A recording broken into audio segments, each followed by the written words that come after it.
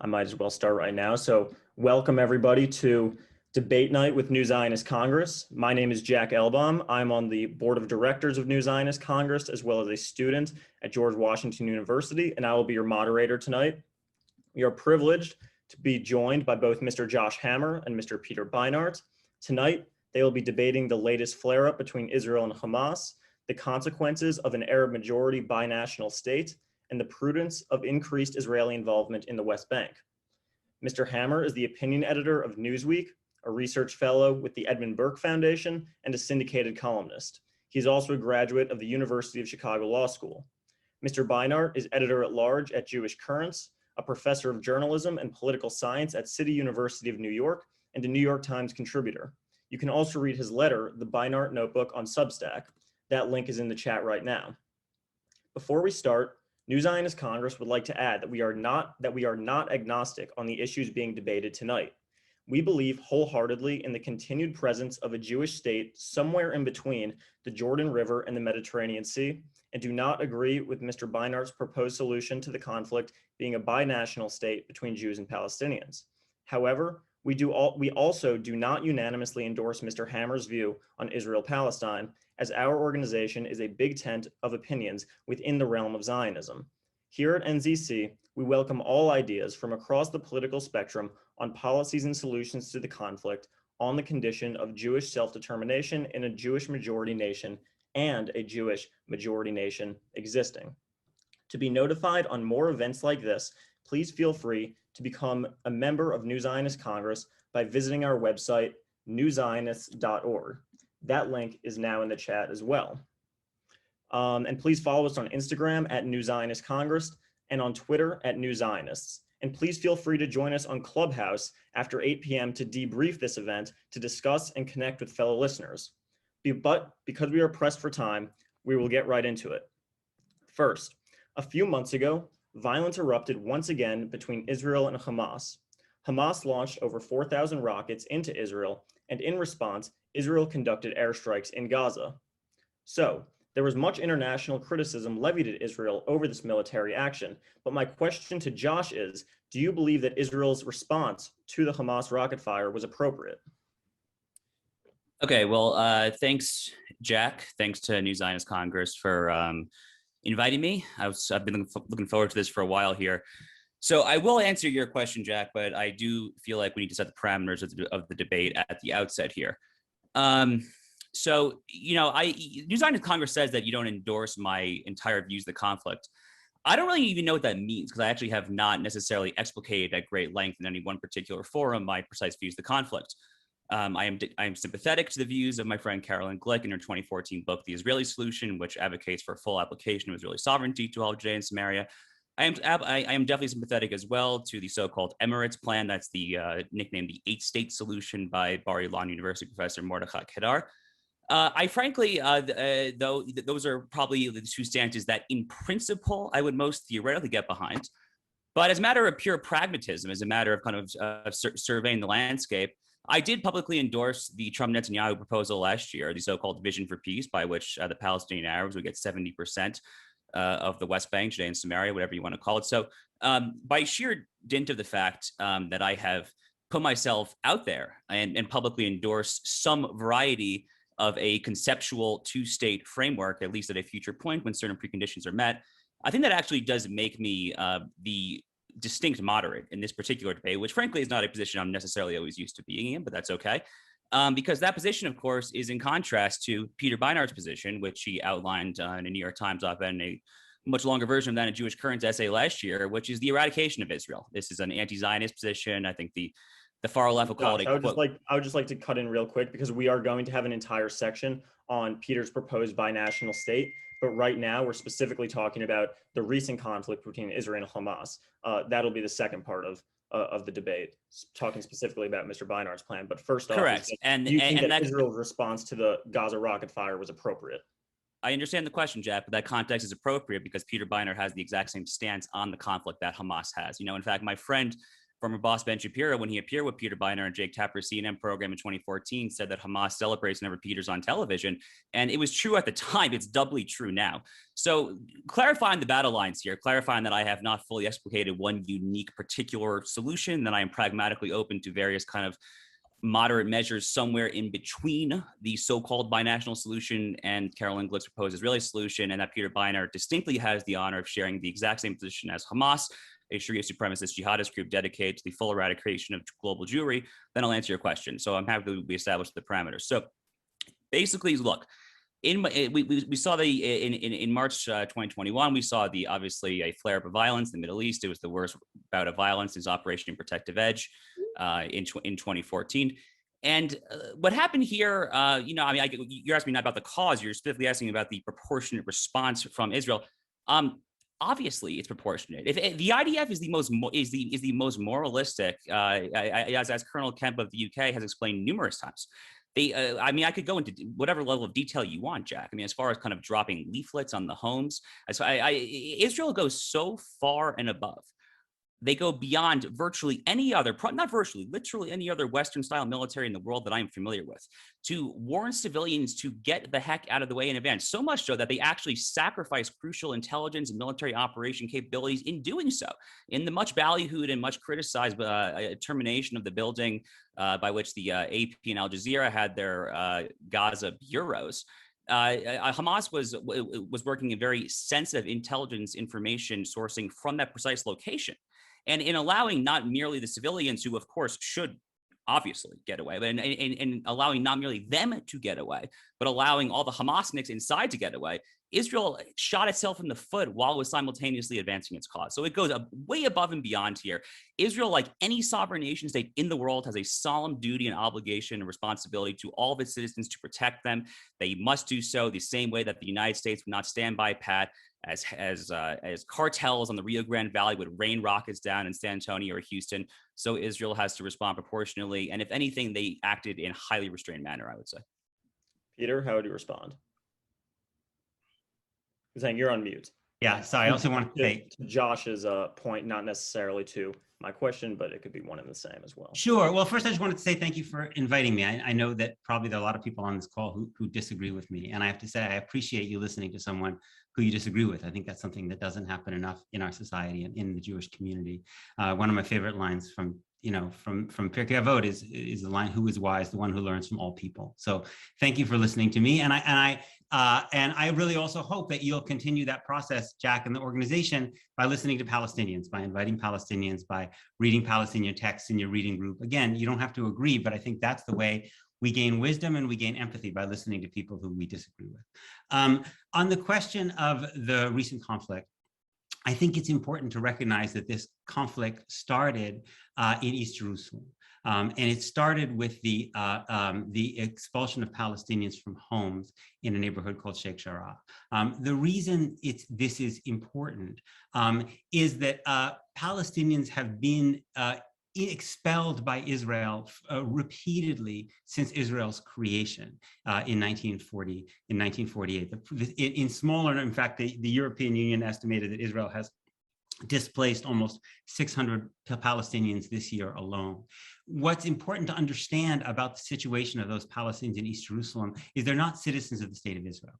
Palestinians in the West Bank live under Israeli control, but they're not citizens. Palestinians in East Jerusalem can apply for Israeli citizenship. No guarantee that they get it. The vast majority are not citizens of the country that dominates their life. So if you are the subject of a state in which you are not a citizen, whose government you can't vote for, you are going to be subject to terrible abuses. This is not because Israelis are bad people by any means. It's the same thing that we saw in a version in our own country, in the segregated South. Why did Black Americans always lose out in every interaction with white Americans? It's because white Americans could vote for the government that controlled their lives, their land, the judicial system, and Black Americans couldn't. Palestinians in the West Bank. So for Palestinians being expelled from your home, again, given that more than 700,000 Palestinians were expelled in 1948, given that another 250,000 or so were displaced in 1967, and on in smaller numbers since then, resonates very deeply for Palestinians.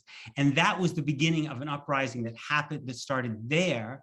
And then Hamas responded with rocket fire from Gaza, rocket fire that I am opposed to.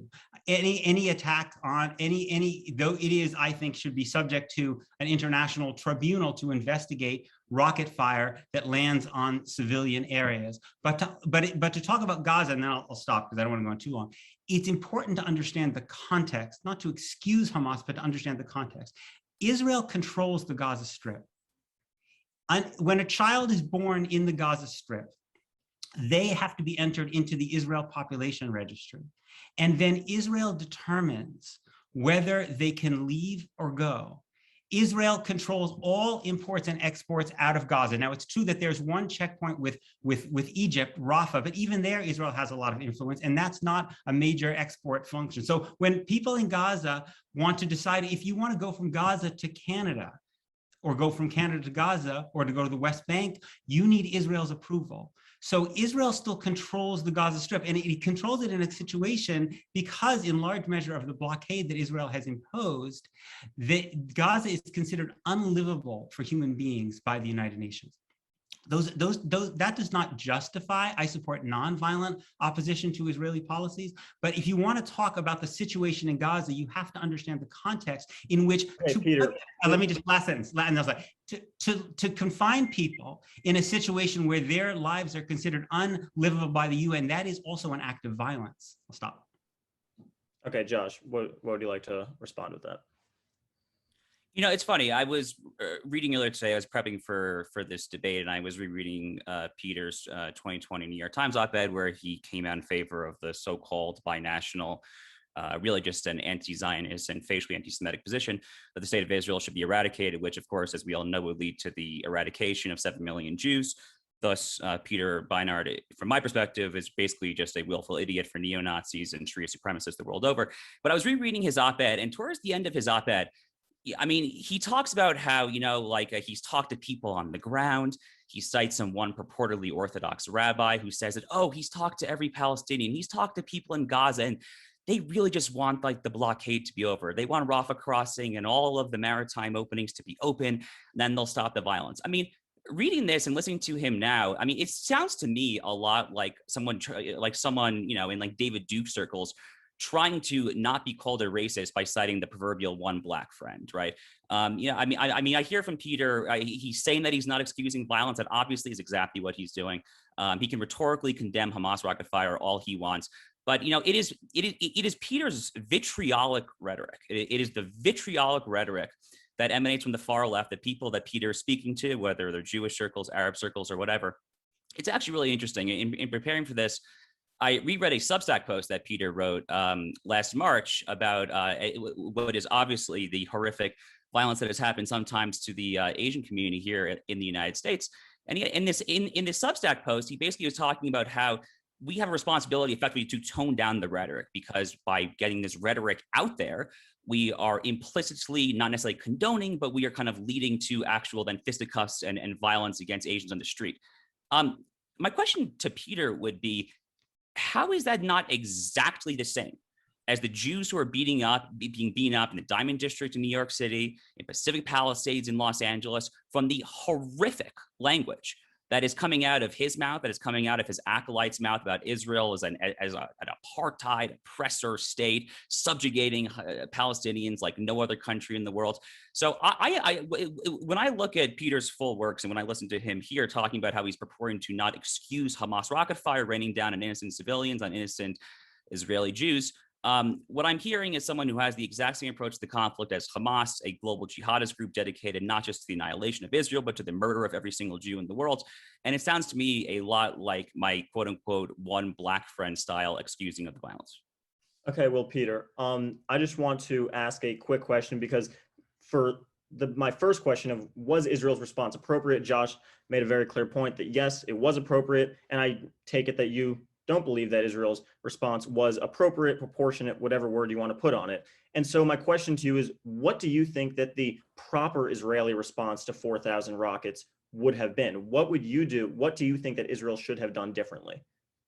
Sure. So let me just respond to a couple of things that Josh said. First of all, my position is not the same as Hamas's position. Hamas supports an Islamic state.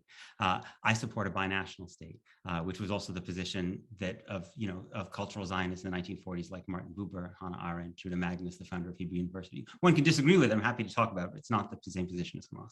Secondly, on the point of China, my point in my op-ed was that when you suggest that China is going to take over the United States, that you are creating a paranoia that can lead to hostility, not when you criticize China for its human rights abuses, as I do, as of course they should be for what they're doing in Hong Kong and Xinjiang. So that criticism, I believe, is entirely legitimate in the case of China, and it's legitimate in the case of Israel and many, many other countries. On the question of what, by the way, the purportedly Orthodox rabbi, who, by the way, was also the chief rabbi of Norway, Michael Melchior, who served in the Barak administration, probably spent more time with Islamist leaders than very, very few Israelis have spent as many time over the last 20 years with Islamist leaders. He's Muslim Brotherhood leaders around the world. And so I think Melchior, it's worth reading him when he talks about his deep experience with leaders of Hamas and leaders of the Muslim Brotherhood. Worth noting, just parenthetically before I get to Gaza, that Hamas was basically had the support of the Israeli government in the late 1980s. It was considered at that point more moderate than Fatah was. And in fact, Mansour Abbas's party, Ram, comes from the same Muslim Brotherhood tradition. That's not to say that Hamas is not a rejectionist party at this point. Certainly not to say I like their values. I don't like their values at all. But Islamist movements can respond to political incentives. When the Muslim Brotherhood took over in Egypt in 2000, for 2 years, they didn't even shut off relations. I know, but I'm sorry, Jack, but the problem is that Josh keeps on lobbing all this stuff at me. So I feel like I probably, if he's going to do that, I should probably. I understand that. I mean, we all understand there's a limited amount of time, and it'd be far more substantive, better for all of us. My position on Gaza briefly would be the position that Shlomo Gazit, the former head of Israeli military intelligence, took, which is that Israel should not have a blockade of Gaza. It can have a dual-use policy according to international standards of what dual-use policies are, but it should not prevent Palestinians from traveling freely. It should not prevent Palestinians from being able to export vegetables, or Palestinians be able to go to their grandparents' funerals in the West Bank. It should have a humane, decent policy. It should not punish an entire population of people, making their lives utterly miserable and literally unlivable according to the UN. First of all, it's immoral. It's deeply immoral. It's also not a recipe for creating a climate for peace. Okay, I'm not sure if we necessarily got an answer on what Israel should have specifically done militarily in response to the rockets. No, but I think the point is, I think asking the question once the rockets start flying is too late. The question is, what are the policies that Israel has been pursuing for decades leading up to that have created such misery for Palestinians, misery that actually creates support for Hamas? How is this okay, excusing violence? Josh, you have the last word on this subject. 30 seconds to a minute. I don't need 30 seconds. We can move on to the next subject. I mean, in that answer right there, Peter very clearly refused to address what Israel's supposed to do once rockets or thousands of indiscriminately fired rockets. My point is, I don't have a problem with Israel responding when it's attacked. What I have a problem is Israel imposing policies of blockade, which are themselves a form of violence. When you deny people the necessities of life, that's violence. I'm against that too. Okay. Jack, I mean, what am I supposed to respond to? The blockade. I mean, Israel does not occupy Gaza. They are not. The IDF is not roaming the streets. They're imposing kind of martial law, imposing Israeli law, or anything like that on a day-to-day basis. There's nothing like that. Obviously, the Rafah crossing and other crossings. COJAD is the acronym. It's the Israeli agency that is charged with kind of dealing with those crossings. The Israeli government, for better or for worse, is totally fine with Doha, with the Qatari regime sending money to Hamas, which is a subject for another day, perhaps. But in Peter's answer there, I heard nothing whatsoever about what Israel should do when it is faced with indiscriminate rocket fire raining down on all of its population, by the way, not just Israeli Jews, but Arabs.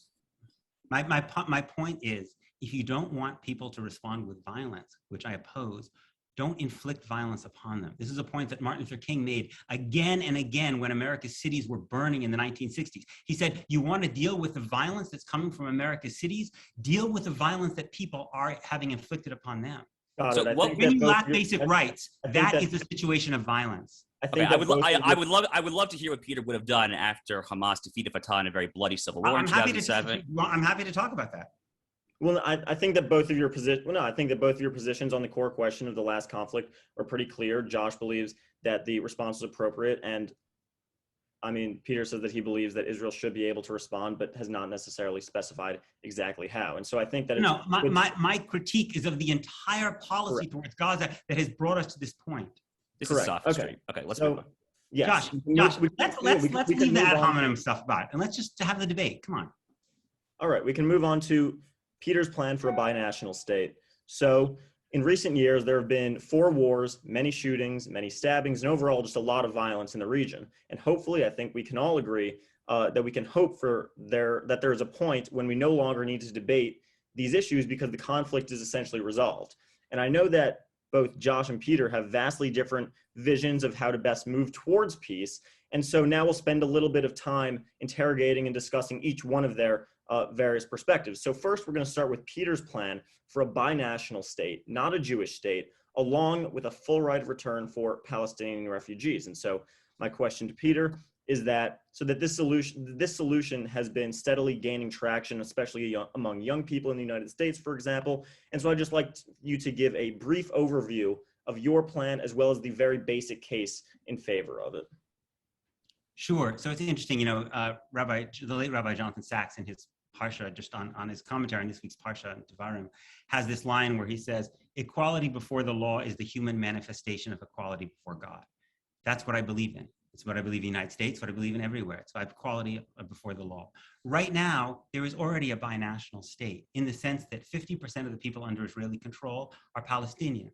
The West Bank, East Jerusalem, Gaza, Israel proper. But most of those Palestinians are not even citizens of the country in which they live, right? The government is not accountable to them in any way. And when you have millions of people who live under the control of a government that is not accountable to them, terrible things happen. So what I think Israel has made its control over the West Bank permanent and East Jerusalem. And I believe that in that territory, everyone should be equal under the law.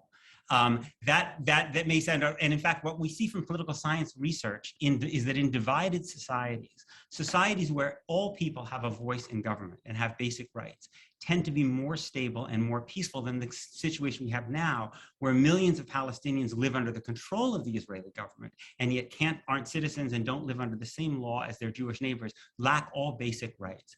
On the right of return, I'll just stop there. It seems to me that if we believe that we have the right to return to what we call the land of Israel, after 2,000 years, even though the vast majority of Jews who came there starting in the late 19th century, their parents hadn't been born there, their grandparents hadn't been born there, and we believe that we had the right to do that because the land was so precious to us, then for a Palestinian who was expelled 75 years ago, or their child or their grandchild, they are no less human than us. They should have that right as well. Josh?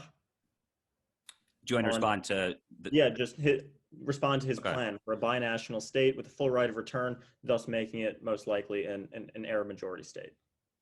Okay, I mean, I think I've pretty much teased my response to this at the outset. To be clear, I'm happy to kind of reiterate that. Peter says that his stance is distinct from Hamas because Hamas seeks to impose an Islamic caliphate. We can basically view this proposition as twofold. Whether there should be a Jewish state, which contrary to Peter's op-ed and his Jewish Currents long-form essay, is and always has been by far the accepted definition of Zionism. We can either have that or we cannot have that. Peter talks about he's using these very kind of like poetic citations, like with cites to like nonviolence and Martin Luther King and all this good stuff. And in the New York Times op-ed, he actually says, quote, that it's possible to imagine a Jewish home that is not a Jewish state. But, Jack, I would submit that there is a reason that John Lennon's song Imagine, as sweet sounding and mellifluous as it may be to our ears, is recognized by many, I would perhaps most, is regarded by many sober-minded people as one of the most profoundly stupid songs of the past century. Because to imagine is not to do anything. It is to ruminate and daydream to not think about how to approach the real world. This is the real world where the Jewish people, my people, Peter's people, all of our people here, not all, I presume in the audience, but all among us here, are the most persecuted people in the history of people. So, we literally had Tisha B'Av 2 days ago. I don't feel a need to necessarily rehearse the history, obviously. I mean, like Tisha B'Av, obviously the destruction of both temples, the edict of expulsion from England in 1290, the Nazis began the rounding up of Jews from the Warsaw Ghetto to Treblinka, a death camp that I actually visited in person for the first time less than 2 months ago when I was in Poland. The Jewish people have been the most persecuted people ever. There are 22 Arab League member nations, sprawling nations, huge nations. Countries like Saudi Arabia, Egypt, Sudan. These are large countries, and there are 45 to 50. I think the actual number is 50 Muslim majority nations in the world. Why does Peter object so much in a world with 22 Arab nations in the Arab League and 50 Muslim majority countries in the world to one Jewish majority country smaller than the state of New Jersey to try to prevent a second Holocaust happening? Not holding aside, by the way, I'm not necessarily going to appeal to the Bible, holding aside the obvious facts that the Jews were there for us. First, it is our land, Abrahamic covenant, book of Genesis, all of that. I can leave all that aside.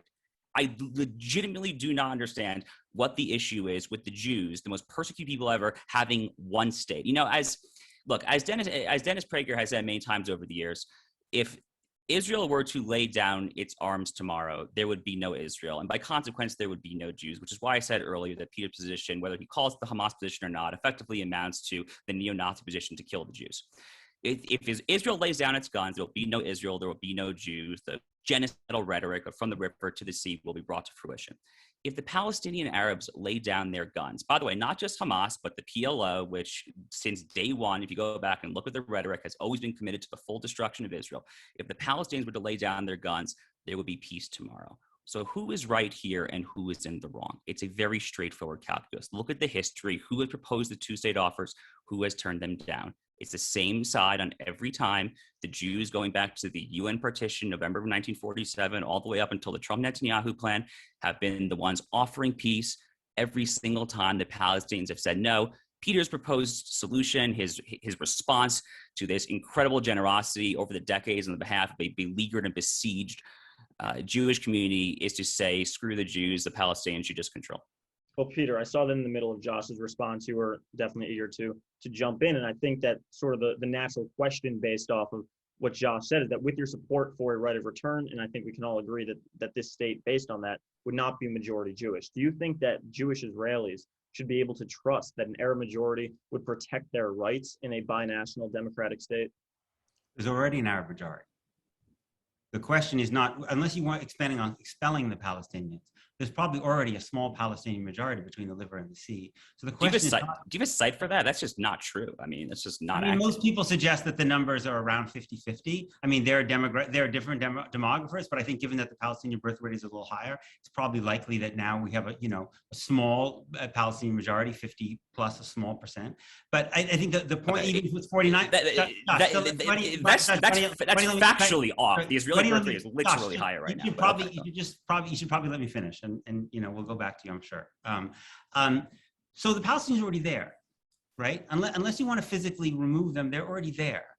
This is a country where Palestinians are roughly half the population between the river and the sea. So the question to me is, the question that I was asking was that in a two-state scenario. I know.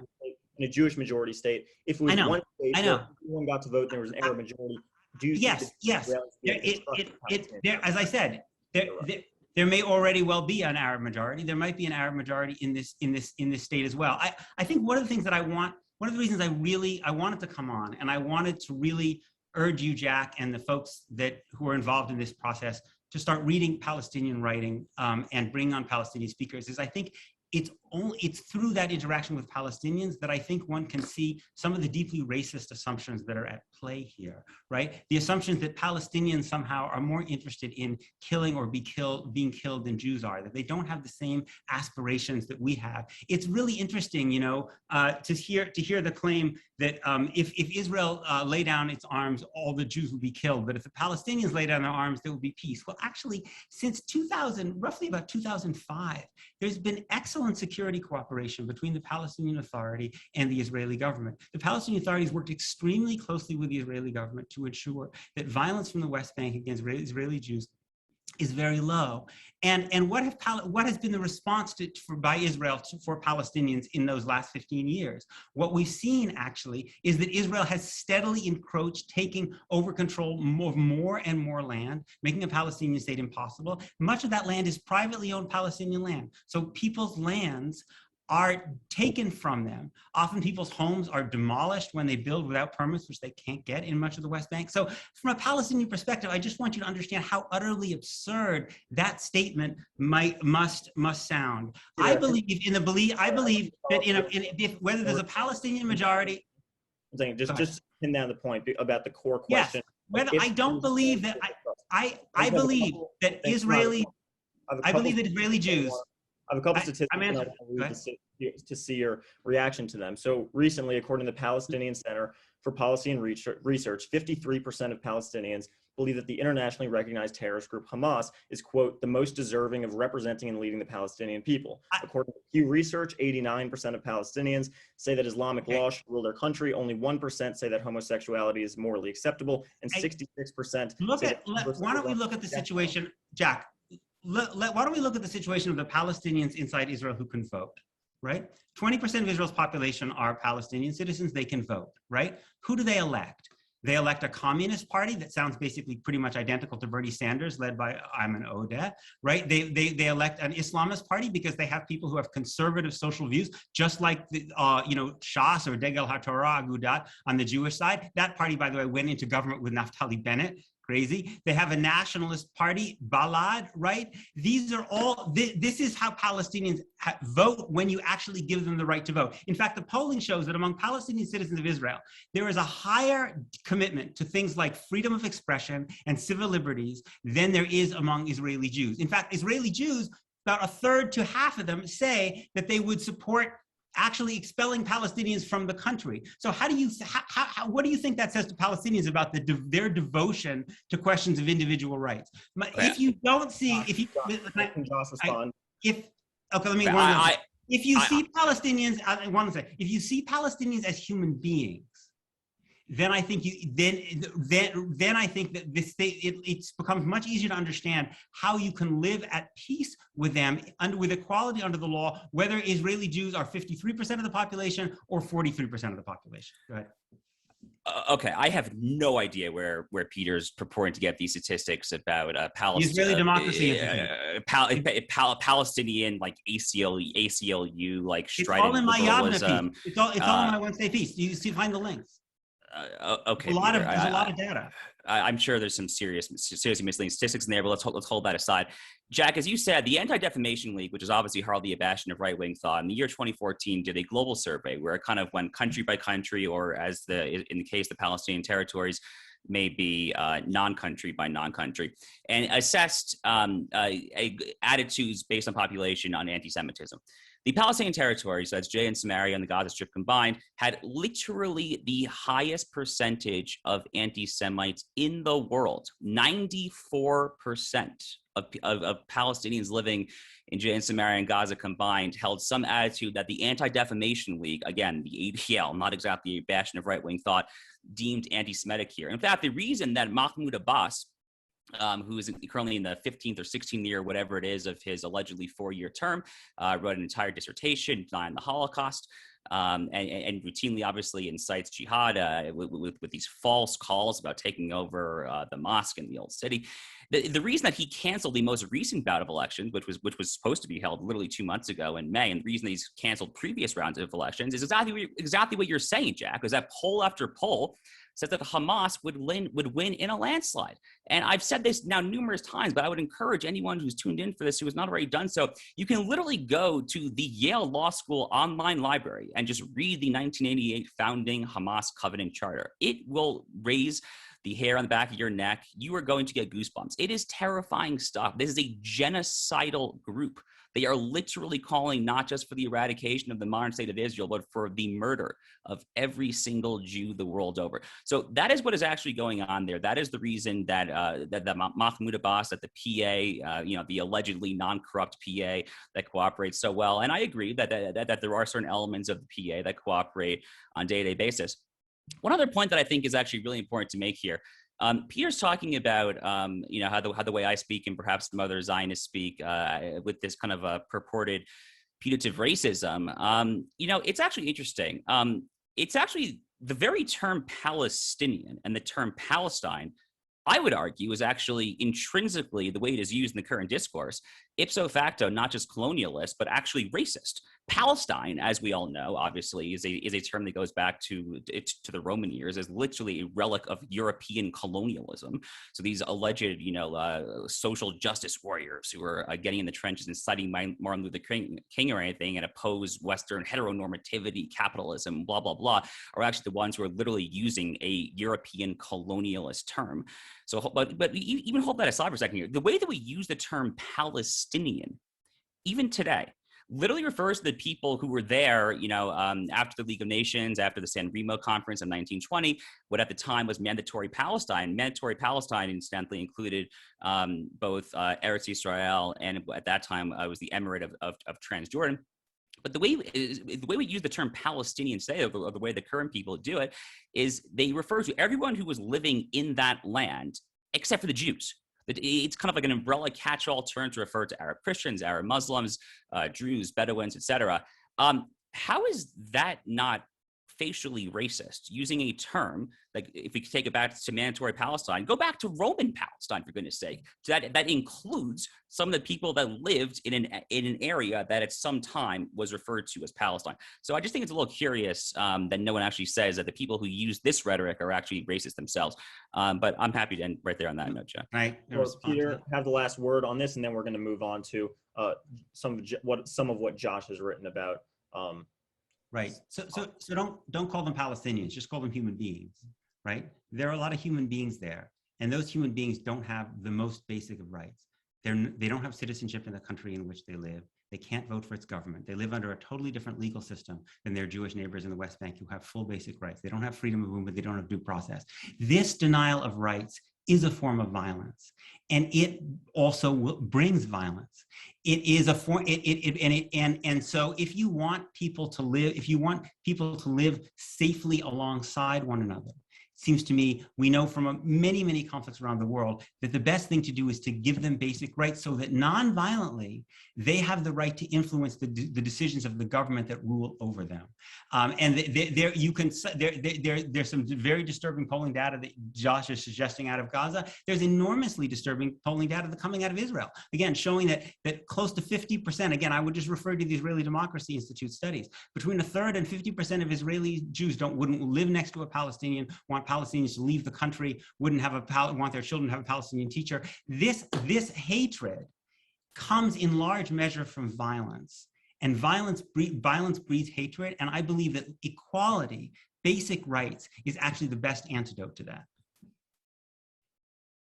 I would only add that perhaps some of this fear is directly from, I don't know, incidents like the Sbarro bombing, like the entire Second Intifada in general. Now, I'm not saying obviously that here, there, and everywhere someone should refuse to want to live next to someone of a different religion or anything. That's a terrible statement, and I would never say that.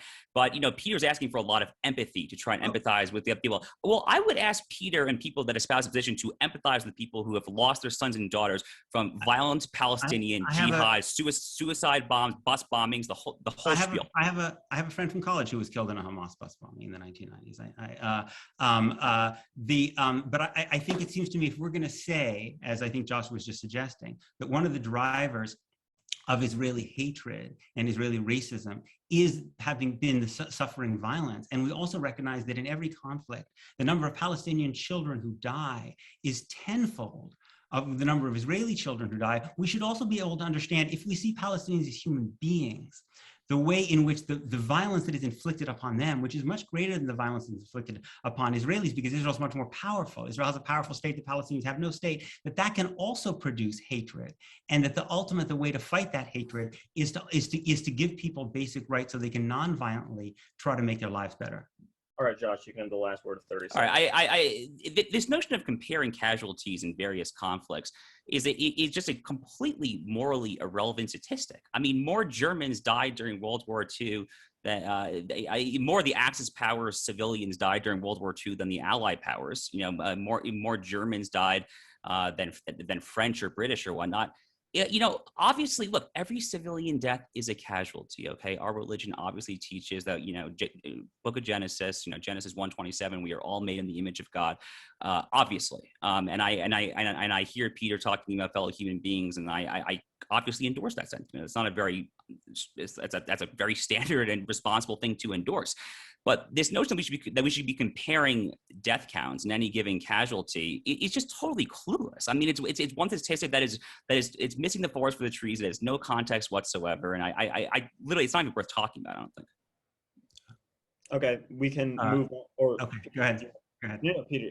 I would just say, very brief response. I don't know if Josh has ever stood inside a Palestinian home that was slated for demolition. Slated for demolition, not because the people were accused of anything, but simply because they didn't have building permits. Because when you're not a citizen under this, and the state has no accountability to you, it doesn't generally give you building permits.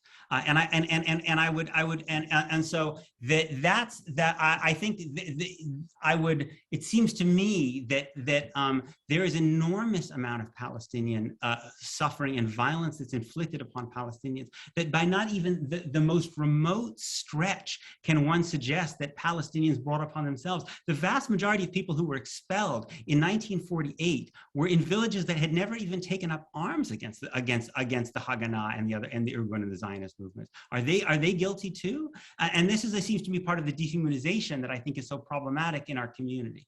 Go ahead. Okay, thank you, Peter. I think that your allusion to the West Bank is a great segue into what we'll be talking about next, namely Josh's view. So, Josh, in your writing, you've endorsed, for example, increased Israeli involvement, including annexation in the West Bank as a means of pressuring Palestinians towards accepting Israel's fundamental right to exist. You explain the idea of increased pressure as a part of an outside-in approach of what you call the Trump-Netanyahu doctrine. So would you just be able to give a brief overview of your vision of this, as well as the basic case in favor of it? Sure. So first of all, the term annexation is not legally accurate here. The term occupation, similarly, is not legally accurate. Regardless of what the ultimate political solution to the conflict will be, a question on which I, as I previously said, have numerous kind of principal positions, then some more kind of pragmatic conciliatory stances. The actual international law here is exceedingly straightforward. The word occupation is a talking point here used by leftists, Eurocrats in Brussels, UN idiots in Turtle Bay, and some useful idiots on our own side. Israel is not occupying Judea and Samaria. It literally is not. It's a rudimentary principle of international law. I wrote an entire essay on this last fall for the National Interest with heavy citations to my dear friend Eugene Kontarovich and his frequent co-author Avi Bell. The one standard principle of international law in situations exactly like this that gets applied over and over and over again. It's been used for a century and a half, 2 centuries, consistently at least. It's been used in South America. It's been used with Burkina Faso and Mali in Africa. It was used within the dissolution of both the Soviet Union and Yugoslavia just in the past 30 years or so. The principle is called uti possidetis juris, which effectively in Latin translates to as you possess. And what happened here is that after World War I, the League of Nations created mandatory Palestine, or the mandate of Palestine, which was technically divided between mandatory Palestine, which was Eretz Israel, that was full modern state of Israel and Judea and Samaria, and then the Emirate of Transjordan. And what happened was, hold aside, obviously, the UN's November 1947 partition plan, which was not acted upon and was not particularly relevant. It had no legal status whatsoever. The day that David Ben-Gurion declared Israeli independence in May 1948 under uti possidetis juris, which is bar none the only relevant international law principle here, Israel took over under that law the borders of the last previously existing sovereign entity, which would have been mandatory Palestine, which necessarily would have been a full Eretz Israel from the river to the sea. Again, that is not to impute any political solution here. The legal answer is not necessarily going to be the political answer, but we need to just understand here what is going on. Specifically from 1948 to 1967, it was actually Jordan that was illegally occupying large swaths of the West Bank, whatever we want to call it there. And it's just funny that the word occupation gets used to apply to Israel when they've never, ever, ever done any such thing whatsoever as a pure matter of rudimentary international law principles. Now, to get back to your question, Jack, and what you're talking about here, so just cabining the word annexation aside, showing why it's disingenuous and legally inaccurate, my basic answer to this, because I'm an American. I am speaking here to an audience that I presume is primarily American. So when I'm thinking of what I want to see happen in this region, I am trying to think of what I as an American want to see. My basic stance on foreign policy is very simple. I am a hard-headed, national interest-centric realist. I want to do what is best for the United States of America, period. That doesn't necessarily mean that I get into kind of moralistic overtures. So I oppose both the Samantha Power humanitarian far left, kind of the responsibility to protect doctrine that kind of got us into the horrific Libya Gaddafi crusade a decade ago. And I oppose, of course, the hubris of the neoconservative right, spreading Madisonian democracy into Al-Anbar province and to Taliban-held territories and things of that nature as well. So from the perspective of kind of hard-headed realism, which effectively was the Trump administration's basic foreign policy, Mike Anton had a fabulous foreign policy magazine, as they called the Trump Doctrine, basically saying this. That is how you got to the Trump-Netanyahu outside-in approach. And the way what happened here is that by standing with Israel to the hilt, by saying that Mike Pompeo famously said that the quote unquote settlements are not per se illegal, by recognizing Israeli sovereignty over the Golan Heights, by moving the embassy famously, of course, from Tel Aviv to Jerusalem, from pulling out of the JCPOA, from doing a million other things as well, from doing everything possible to stand with Israel. The UAE, Bahrain, the Saudis, albeit not officially, but unofficially, realized that the most powerful country in the world stood shoulder to shoulder with the most powerful military in the region, and that they obviously shared a common enemy in the world's #1 state sponsor of jihad. That's obviously the Islamic Republic of Iran. So if you actually want to see not just peace in the Middle East, because obviously, this allegedly horrific Trump-Netanyahu doctrine did lead to peace, the most transformative peace the region has ever seen. Obviously, that's the Abraham Accords. But it also sought to, by far, it resulted in by far, from a U.S. national interest perspective, the best outcome in the region, which is containment of Iranian hegemony, Iran obviously being by far the biggest threat in the region as far as American interests are concerned, as far as Western interests are concerned. We saw the development of this wonderful anti-Iranian umbrella of containment. I deeply fear the current administration is doing everything possible to muck it up and reverse course and return to the horrific Obama-era status quo ante, but perhaps we'll get to that in a future question. Okay, Peter, how do you respond? I would say put aside questions of terminology like occupation. In the West Bank, you have Jews and Palestinians living alongside one another under a different law. The Jews are full citizens of the state of Israel. It means they have free movement, they live under civil law, they have due process, they can vote the government that controls their lives, they're citizens. The Palestinians, their Palestinian neighbors, are not citizens of the country that controls their lives. They don't have the right to vote for the government that controls their lives. Mahmoud Abbas and the PA are subcontractors of the Israeli government. Mahmoud Abbas and his government need Israeli military permits to be able to travel. And in fact, Israel just revoked the permit recently of the Palestinian finance minister. So Palestinians, even if they're in area A or B, they're still ultimately under the control of the Israeli army, which can go into any square inch of the West Bank and arrest anyone, anytime it wants. And they lack the most basic rights. Again, citizenship, the right to vote for the government that controls their lives. They live under military law, not civil law, and they need Israeli military approval to travel, right? So you can put aside that I'm not an international lawyer, I'm not a lawyer at all, but it seems to me just basic elemental decency suggests that treating two groups of people fundamentally differently, giving one full rights and the other basically no human rights because they are of a different ethno-religious group is immoral. It's not. It's immoral. It seems to me not something that the United States or the American Jewish community should support. I also think it's ultimately bad for Israeli Jews as well as Palestinians, because as I've said before, I believe that when you deny people basic rights, that is a form of violence, and that form of violence will produce more violence, which is not good for anybody.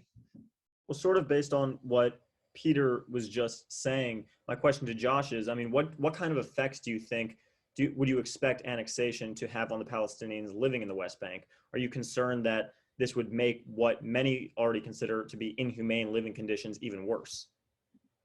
So again, I reject the term annexation, but let's hold that aside. And I understand what you're saying. So I take your question is applying Israeli sovereignty to Judea and Samaria. So my stance and the stance, I think, of many Israeli Jews, and I'm sure some, not enough American Jews, is that Israel should have applied Israeli law a long time ago to so-called Area C under Oslo. But I take it your question, Jack, is also kind of about Area A and Area B. Look, so here's where I obviously have shown myself, by the fact that I publicly supported the Trump-Netanyahu plan last year in January 2020. under which the Palestinian Arabs would come to ultimately, in theory, if the preconditions are met, they would possess roughly 70% of Judea and Samaria. So I have shown myself open, obviously, to something along these lines.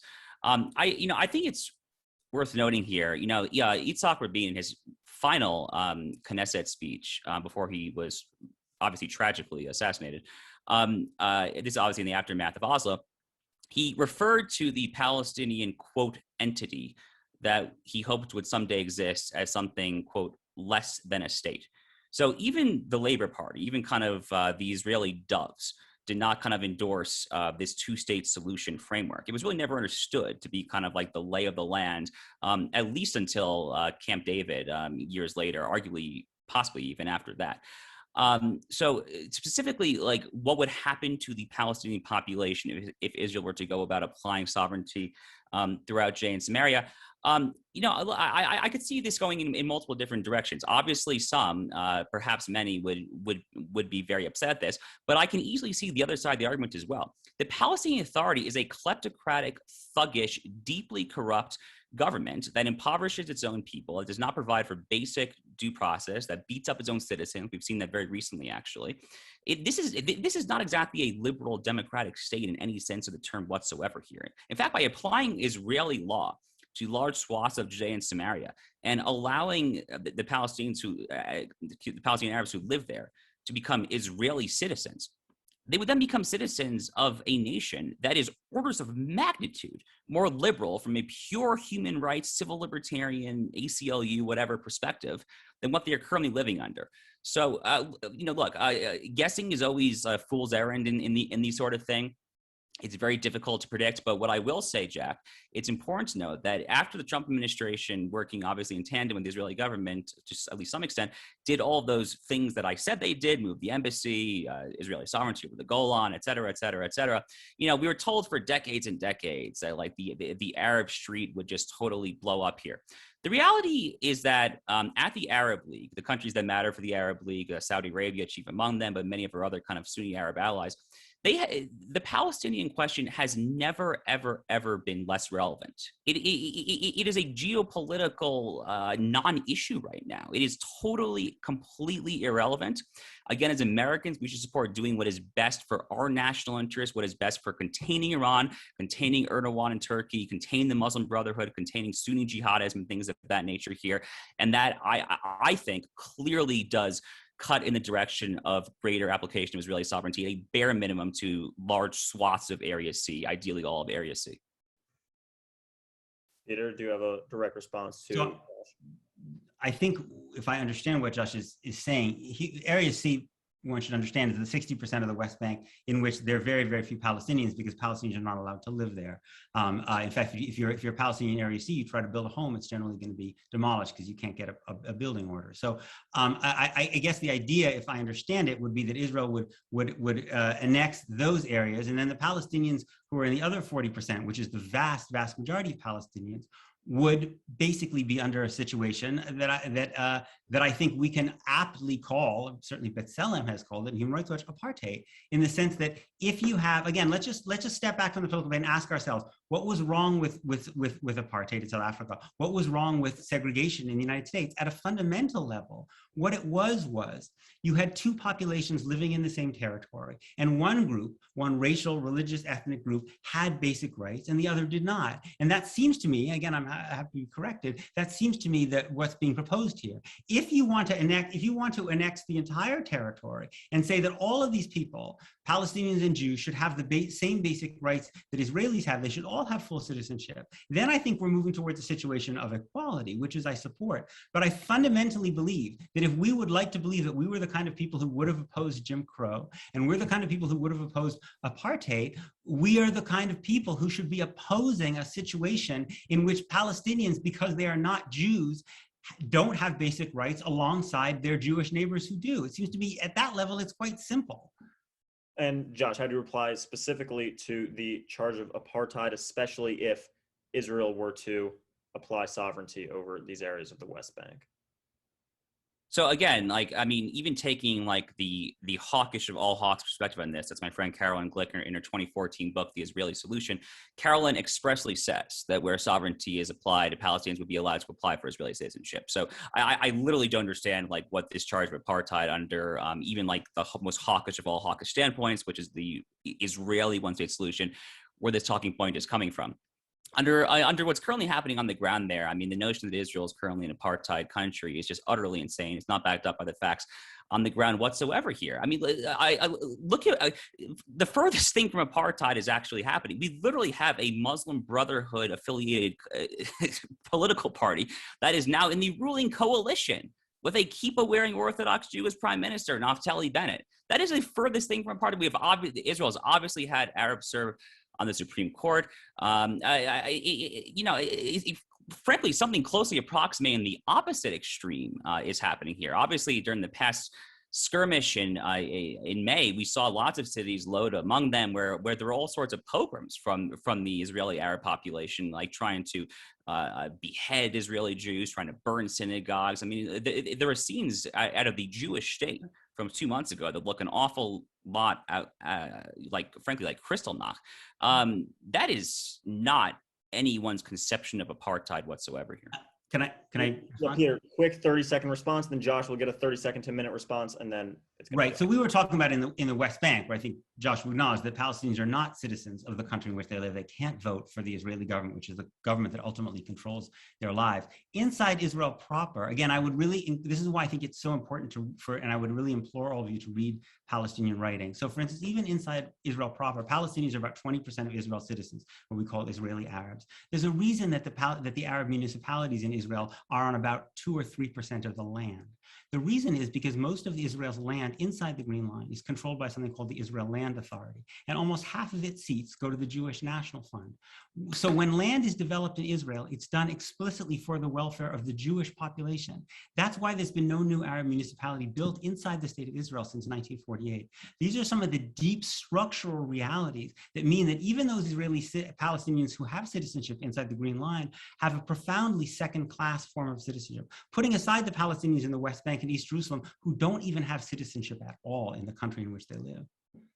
Josh, last word of the night, 30 seconds to a minute and a half, and then we'll be done. So you get the last word. This is the end of the entire debate right here? Yes. Like I said, there's a hard stop at 8. Okay. Sure. Look, I mean, Peter wants to focus on the West Bank and Samaria, so I'm happy to focus there. Obviously, the situation on the ground is bad. No one particularly likes the situation on the ground. It is not a good situation. It has not been a good situation since 1967. The underlying questions are multifold. One, whose fault it is, and two, primarily, how can it get better from here? Whose fault it is just it is just such a straightforward moral calculation. I mean, you literally can go back, obviously, to the proposed UN partition plan of November 1947, where the Jews happily accepted this ridiculously configured triangulated state by which they had very, very, very little land relative to the 67 borders that we discussed today, all the way up until 2000, 2008. Obviously, the plan last year was Trump and Netanyahu. The Palestinians have rejected this over and over and over and over again. In fact, at Camp David in 2000, after Yasser Arafat just sat there, Bill Clinton, a Democrat, obviously, Democratic President Bill Clinton famously said that Yasser Arafat just sat there and shook his head all day long. He proposed nothing of his own. He just said, no, no, no, no, no. But look, under Oslo, obviously the Palestinian Authority has a degree of autonomy. They have a large degree of autonomy. They are supposed to have elections, and Mahmoud Abbas, I guess, allegedly would hold them if he wasn't so scared of an Islamic supremacist group, Hamas, actually kicking him from power. So while I will happily concede it is not a good situation on the ground there, again, I don't know anyone who thinks that is like an ideal situation. Literally no one, no matter what your views are, thinks that this is ideal. The fact is that the Palestinian Arabs currently living in Judea and Samaria are, in theory, able to vote for what is, under Oslo, their interim government, the Palestinian Authority. So I truly don't understand what all this particular fuss is about here. But look, if this is truly the end of the debate, Jack, I'll just kind of end it on this note here. If we're speaking to the New Zionist Congress audience, to Jews on campus today, this obviously is our land, okay? I don't need to go back and cite Genesis and talk about Abraham and the covenant or any of that. Not only is it our land, but from a sheer matter of pragmatism, looking at the global chessboard, looking at the Middle East, the Muslim majority world stretches from Morocco all the way to Indonesia. There are 50 Muslim majority countries. There are 22 Arab League members, including sprawling, huge countries like Saudi Arabia. It is really not that much to say that the most persecuted people in the history of humanity ought to have one state where they are a majority that is smaller than the state of New Jersey. That is not a radical claim. And all the young people listening to this should feel extremely confident in the moral justness of that stance, and the fact that from a U.S. national security standpoint, standing with that Jewish state is in our interest as well. Thank you, Josh, so much for that. And thank you, everyone who tuned into tonight's debate. And thank you so much to our two debaters, Mr. Josh Hammer and Mr. Peter Beinart. I think we had a great conversation, very interesting, a lot for people to think about. Please sign up to become a member of New Zionist Congress by visiting our website, newzionist.org, which is in the chat right now. And please follow us on Instagram at New Zionist Congress and on Twitter at New Zionists. And please feel free to join us on Clubhouse right now to debrief this event, to discuss, and to connect with fellow listeners. See you there, and good night.